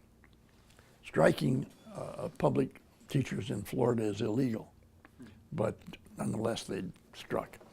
And I was trying to get them to go back to work. And I decided then and there that maybe what I would do would be run for the school board. Well, I went to run for the school board and found out I didn't live in the right district, so I had to wait 2 years. But then in 1972, I ran for the school board and was elected. And one of the things that was going on in '72, still segregation. They were talking about integrating the schools at that time. With my opponent, who was on the school board, was running around school board meetings with a sign that says, "We will not integrate." And this was 1972. Yeah, actually, yes. Actually, I almost forgot. I ran in 1968, and I was favored to win, but I lost. So I ran again in '72 and was elected, and then I ran again in '76 and was again elected. But after 8 years on the school board, I felt that one of the big problems was that the Florida legislature was passing legislation which was not beneficial to schools. And that maybe what I ought to do was go to the legislature. So I decided to run, and in 1980, I ran for the school board. I ran for the legislature, and I was elected. I got up there. There's some really interesting episodes that happened. A fellow that I ran that was on another ticket, but running at the same time, was Frank Messersmith from Lake Worth. He and I became very good friends. He also was elected. Frank was a ladies' man, and he always had these tremendous-looking women hanging on to him wherever he went. Well, they had an orientation program up there 2 weeks after you're elected. So Sally and I went up for the orientation. Frank went up, and he had this gorgeous girl with him in a knit dress that clung to her. And we were walking in the halls of the legislative body in the legislature, and everybody that went by, you could see them turn and watch her as they went by. It was really funny. The first committee meeting was in January, and I flew up there in January. They had flights up there at that time. It was hard to get to Tallahassee. Flew up there, got on the plane here, it was about 78. I got off the plane in Tallahassee, it was 19 above. And I didn't have an overcoat. I had a raincoat, but I didn't have an overcoat. And I said, if it's going to be like this, I'm not sure, I want to serve. I got to the legislature, to the legislative building, and they assigned me an office. The office was a converted closet, literally a converted closet. It was an oblong closet, much like you'd get with a walk-in closet. And the good thing about it, it was right across from the door to the parking garage, so I could park in the parking garage. We had parking privileges in our parking garage. I could park in the parking garage, walk in the door, take 2 steps, and I'm in my office. The bad part was that the first day I was there trying to move in, they tried to move in my desk. It's a pecking system in the legislature. If you're a legislator, you have to have a certain desk. If you're a committee chairman, you had to have a bigger certain desk. If you were the speaker, you had to have a bigger desk, so on. Well, they tried to get the desk into my office, and they couldn't get it in. It was a desk with an extension at the side, an L shape. It really was a riot to see these workers trying to get that desk into that, around the corner and into that office that was a converted closet. Finally, I said, listen, all I need is some kind of a desk and a bookcase. You give me that, and I'll be happy. So they finally did, because they could not get that desk in there. So there it was. My second term, though, I had a good office. But being in the legislature was probably the most fun I had, bar none, including practicing medicine. You get to learn more things and be involved in more things, even when you're not dealing with the committee you're on.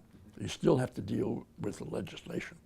Do you remember some of the topics and the bill? Well, I don't specifically remember any one bill. I put in, this is kind of interesting. Coming from the school board, I had several bills that I wanted to get passed. They dealt with textbooks and storage. They're not huge bills, but they're important because they would save the county money. When you get up there, you enter your bills. You have the committee. They have a committee writing department. You go tell them what you want. They write it for you. Put in those 2 bills right away. You put your bills in during the committee hearings early, and then they come up later in the session. On the very first day of the session, both my bills came up for a hearing. And the buzz around the legislature was, who is this guy Kimmel? He's already got 2 bills up for passage. They read it one day, and then it has to come back for a second reading. Well, I'm talking about my bill, and then I finish with what I'm saying, and all of a sudden somebody pops up and says, I'd like to offer an amendment. Then another guy pops up, I'd like to offer an amendment. Another guy popped. I offered an amendment, but and I looked at Frank, who was sitting next to me, and said, "What the hell's going on?" Well, they were just jostling with me because when it was all done, everybody withdrew their amendment. They passed the bill and gave me a container of salt to rub in my wound. When you get up there the first day of the legislature, there's just flowers all over the place. And little gifts like cups and things like that. I was on 4 committees: Education Committee, Juvenile Justice, Commerce, which is dealt with businesses, and what was the other one? Did I say Education? I don't remember what the other one is now. But I was on Education because, that's what I was trained for. And the other one was Health. One of the interesting times I was not a really good bill sponsor. I was a good committee adjuster. Most of the bills go through a committee and they're amended to whatever needs to be done to make them palatable and passable. For instance, when I was on the Health Committee, we had one of the things that was coming up was a renewal of a bill that allowed hospitals to be built. If you didn't have this certificate of need, you couldn't get a hospital built or any beds of any kind. And the chairman of the committee, I was always a Republican. At that time, I have to say, first of all, Republicans controlled the House. I'm sorry, I'm going backwards. The Democrats controlled the House. I was a Republican, like 79 to 41. So immediately you're assigned way at the back. You're in the last row with all the Republicans. Yeah, you get preferential seating. But we're in the back with all the other Republicans. But I was sitting with friendly faces, so it was nice. Frank sat next to me. He was a trickster. He didn't like the light above it, so he went up there and unscrewed it. He got into trouble because he said, "You can't do that." He came back there and put that bulb back in again. But anyway, on this committee, the chairman was a Democrat, a pharmacist, and he was going to be gone when this certificate of need legislation came up. There were a lot of problems with it, a lot of problems. And literally, because I was the only one that really was that familiar with it, I rewrote the bill in the committee. And of course, later on it did pass. But that's where I felt I could do the most good, in the committees. I did introduce a bill to lower the drunk driving limit to .08. At that time it was .10. But I was a Republican trying to get something passed in a Democratic legislature, and so it never went anywhere. But interestingly enough, as soon as the Republicans took over, got these things backward, it passed. So now it's .08. But that was my bill originally. So you had that before. Yeah. Even. Yeah. Doc, I've got a quick question. This will kind of go around. Your entire life, you've been a giver. From when you were young in your medical practice what motivated you? I mean, because you and Lori even have been going into the hospitals. I don't know when that stopped to do the inspections in your 80s. In the prisons. In the prisons. I'm just curious, reflecting back on all of it, what drives you to give? I have no idea. I enjoy doing it. What can I say? I see something that I think needs to be done or where I can help, and I just want to do it. No thought process involved, really. I just do it. You brought up an interesting thing, that one of the things I was doing was working for the Correctional Medical Authority. That came about because a prisoner in the prison system named Costello sued the state of Florida, charging that health care in the prison system was so bad it constituted cruel and inhuman punishment. And the federal government agreed with him. And they insisted that Florida had to do something to improve it, so they made they created the Correctional Medical Authority and sent teams around to the different prisons to evaluate health care, make recommendations and improvements. And I did that. Normally we would go for a 3-day trip,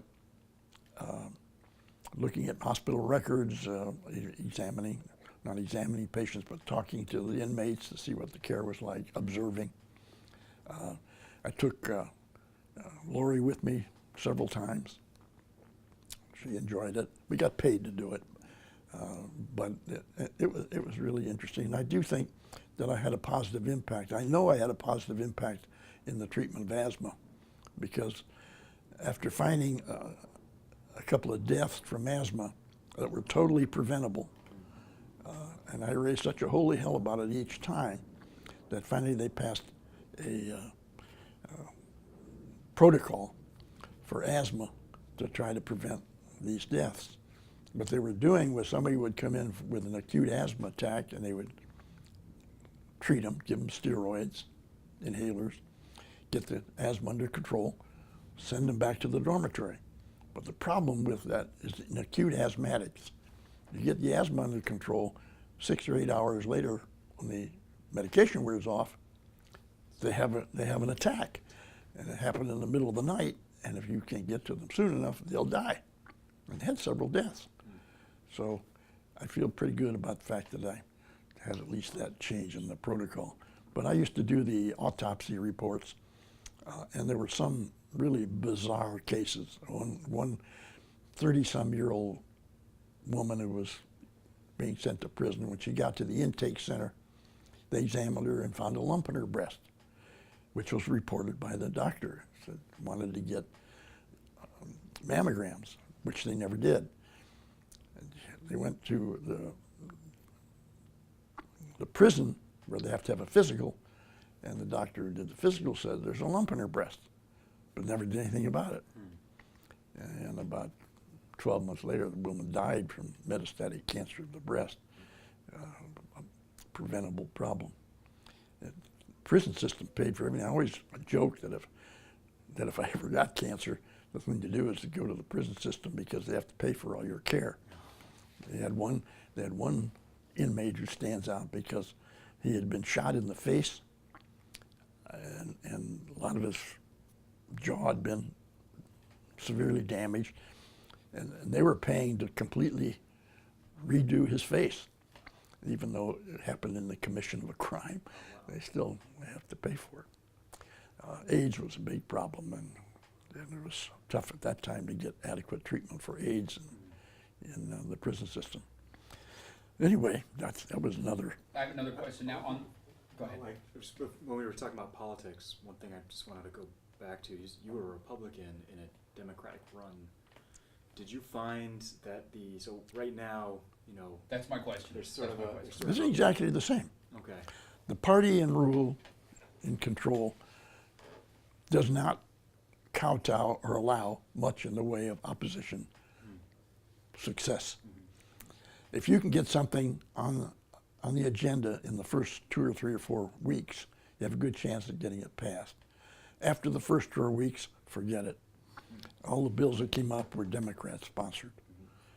I co-sponsored bills with some Democrats, and they got passed, but as a co-sponsor, not as a primary sponsor. Did you find that to be a relatively available avenue for Republicans and Democrats at that time to work together on certain Yeah, it was a lot better than it is now, that's for sure. Yeah, we'd work. As I say, the Democrat committee of the chairman of the committee I was on, he left me in charge of the committee, Right. even though I was a Republican. Another success I had that was never rewarded was in the Commerce Committee.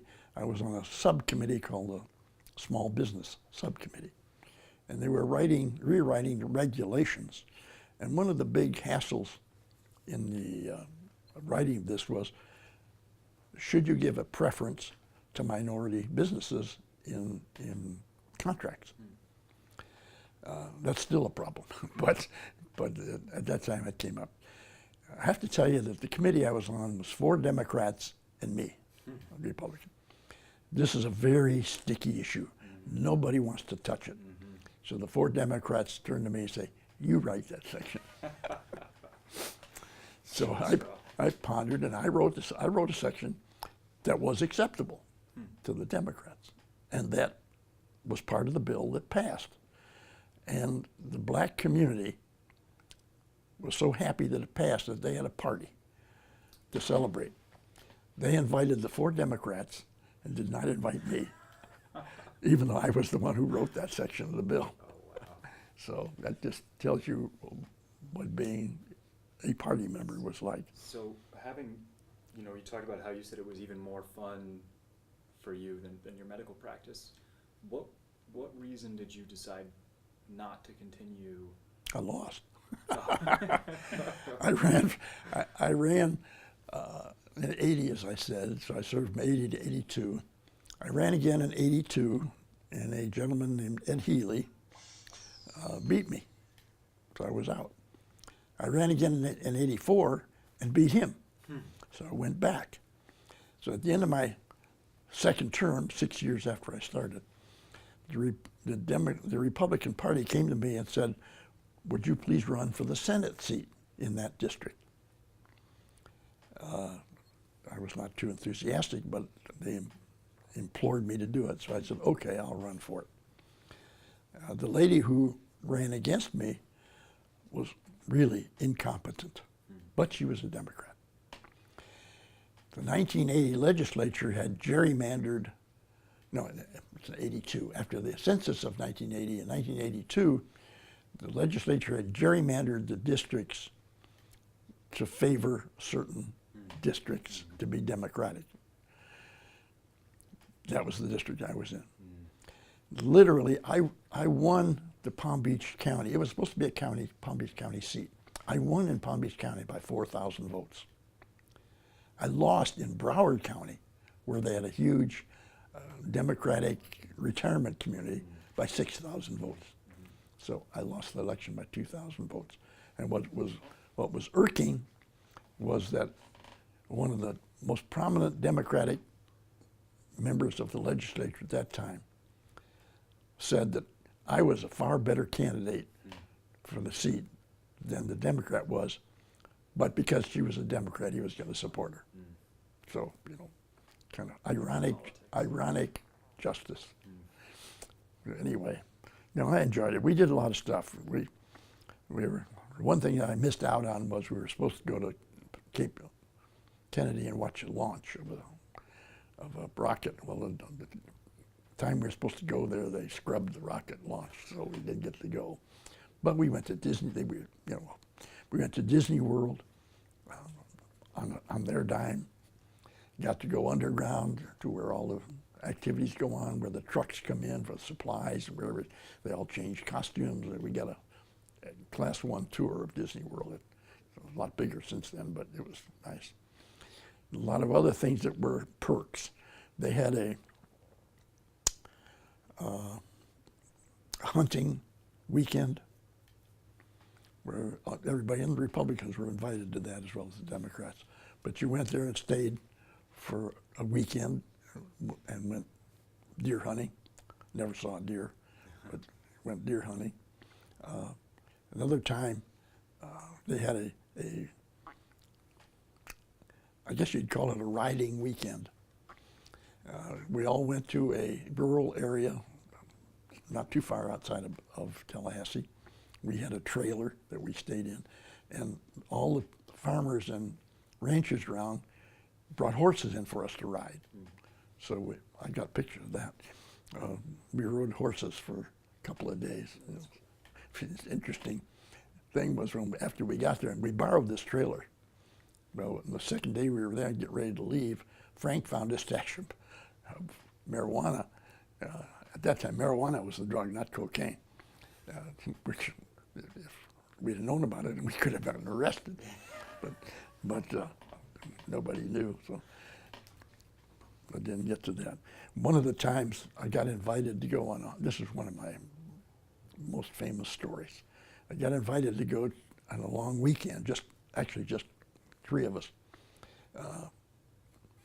to Cedar Key, anyway, just north of Tampa, to go hunting on some people's private property. It was deer hunting season.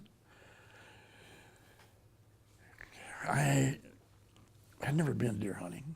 The people there gave me a deer rifle to hunt with. Took me out to a deer blind. I sat, and it was raining a lot. I sat in that deer blind, and of course never saw a deer. But I wanted to be, I'm all dressed up in my raincoat and hat, and I wanted to be safe, so as I had to climb down out of the tree, so I unloaded the gun because I didn't want to drop it and kill myself. Climbed down out of the tree, and I'm walking back to the area where they were going to get picked up. It's still raining.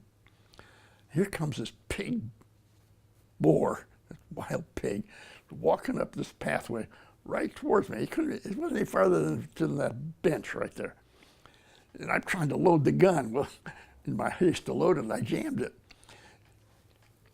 I had a pistol, an automatic, but I left it back at the house because it was raining. I didn't want to walk around with that thing. Damn pig just looked at me, turned around and walked into the brush. That was one of my hunting experiences. I have to tell you about another hunting experience too. These are not related to my practice or the legislature. That was from the legislature, but this time a friend of mine, the dentist, who I shared an office space with, he had a place out on Lake Okeechobee.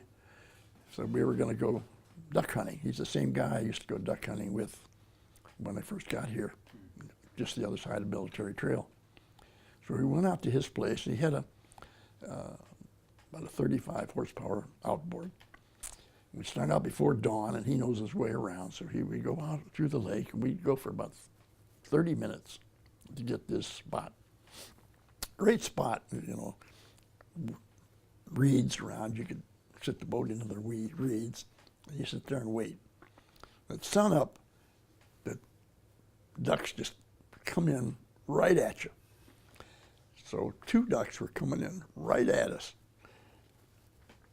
Got close enough, I stood up and shot. He stood up and shot. We both shot at the same time. The boat tipped sideways, the water poured in, and down we went. There was about 3.5, 4 feet of water, so it was not dangerous, but it was a little bit of a surprise that we just both shot, and the boat sank. Well, Duck at least? I have no idea whether we do or not. I was too concerned about whether I was going to live or die. So we got the boat up and tipped it over. We were standing, so we could do that. We got the boat up, tipped it over, got back in the boat. But of course, the motor wouldn't start. So we're stuck out there in the middle of the reeds, way over in the outskirts of Lake Okeechobee, trying to figure out how we're going to get home because we didn't even have a paddle. Luckily, we hailed a boat, thinking maybe they'd send help to us. Well, they had an extra motor. It was a little 3.5 horsepower. We went there with a 35, and we had 3.5 to go home. So we're putting all the way home. Took us most of the day to get back. Very unsuccessful trip. Your hunting career was My hunting career wasn't over yet because we went hunting here out someplace near Corbett. Group of us and 2 Jeeps, and it was getting late and hadn't seen anything to hunt. And the Jeep I was in had a dog box on the back. We're driving along, and we come to a ditch, and the guy goes down the ditch and guns it to go up the other side. Well, the dog box gets hung up on one side of the ditch.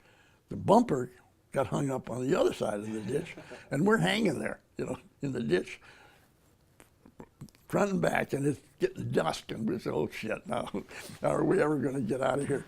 But the other Jeep came looking for us, and they had a winch, and they towed us out. So my hunting experiences were not very good. I did duck hunt sorry, did go deer hunting once in Minnesota. Nothing bad happened except it was colder and blazes and a foot of snow and tramping around. Never saw anything to shoot at. Another one of my fiasco hunting trips. The best hunting I ever had was when, early on, when I told you that we used to go across Military Trail.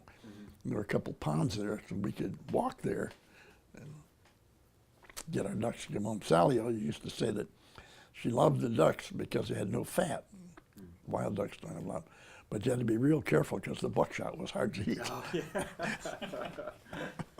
Peeling them out, yeah. Yeah, and you had to peel the feathers off. You know, they didn't come all feathered, nude like they do in the store when you buy them. So it's interesting, yeah. So at this point, you've gotten through the 80s. Now you're coming into the 90s. Just when Medicare started coming to track, and Yeah. you could see the end in sight as far as I was concerned. I was not too enthusiastic about HMOs, but it was getting more and more HMO business, which required more and more paperwork. And you could see the government starting to require things to be done so that it was not the kind of ideal practice that it used to be. Also, with the HMOs, one of the problems that I saw personally was people were mad because a lot of times they had to change doctors. The HMOs were in flux. You know, sometimes they had different doctors.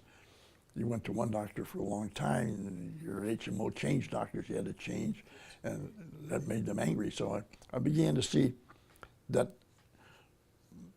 medicine was dealing with patients who were getting angrier and angrier, less and less fun to deal with. And then you start thinking about, well, how long do I want to do this? I joined an HMO personally because when I got to be that age, when I was 70 and retired, I joined an HMO. I still belong to it. And they've treated me very well, but I'm on the other end. I get things done with, might not even be able to afford if I was a normal person and seeking medical care. But that was starting to get me a little bit upset. I had, when I first went into practice, medical practice, oh, by the way, one of the things you had asked me earlier was, why did I go into family practice? Yeah. When I was in medical school, everybody wanted you to go into a specialty. Each specialty encouraged you to go into their specialty. But I just wanted to treat people. I didn't want to be held down to one type of practice. I wanted to be able to do a little bit of everything. So I just decided to hell with it. I did family practice, and I did a family practice internship. When I finished the internship, you could practice without a residency. Okay. So I came down here and started practice right away. They didn't have a specialty in family practice at that time. You know, and then they started having family practice residencies. But there were a lot of us who hadn't gone through a residency. So in order to make a way for us to become board certified, they had a test. If you passed the test, you could be board certified. So I took it, I passed it. I was now board certified, and this was in the early 70s, I think it was. Did you get that certificate? Or did that one disappear? No, I had that, but I never bothered taking it home when I left the practice. They were the first family practice certificate. They were the only ones to start out with that you had to retake the test every 6 years. Oh, wow. They gave you a year's leeway, so you could have actually up to 7 years to take the test, but the certificates were only good for 6 years. So if you wanted to be board certified, you had to take the test every 6 years. And I did. I took it, I think, 4 times. Passed it every time. But the last certificate board certification I had would have ended in 1997. And I was getting to retire, so I retired right at the end of my board certification. You did well. Yeah, and I also had turned 70. And while I was in pretty good health, I wanted to get away from what was turning into a more unpleasant form of practice. I never do. Most of the time, my pleasure during that time was the things I was doing outside of medicine. They were like my vacation. Sally and I both bowled. I bowled in the men's league, she bowled in the ladies' league, and we bowled together in a mixed league. We both started playing golf. Well, first of all, I had to teach her to play golf. I took her out to a golf driving range on Belvedere Road and then put her into the charge of a pro to teach her how to play golf. I had an old set of clubs. My oldest sister played golf, and her clubs were what I learned to play on. And they were the really old gloves. They had hickory shafts, and the names were like Niblick and Mashy Niblick and Spoon. They weren't numbered like they are nowadays. Anyway, Sally had these clubs to learn to play golf with, and she took a terrible ribbing from the pro. He said, kept telling me, why don't you get your wife a set of reasonable golf clubs? And I said, when she learns to play and wants to play, I will get her a set of clubs. So she got very interested in the game, and of course I did buy her a set of clubs. She became an avid golfer and a pretty good golfer. But whenever we went any place on vacation, and after the early years, she wanted to go someplace to play golf, which is fine. I wanted to go on a cruise. And so I tried to figure out a way we could accomplish this, and I found a cruise where 4 days, 4 days and 4 different ports, you got off and played golf. Oh, wow. So she said, oh, that sounds good, we'll do that. Well, actually one of the ports was St. Andrews, this was right after Andrews.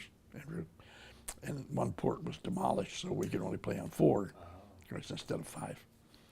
But she loved the cruise. From then on, we'd go on cruises. That's awesome.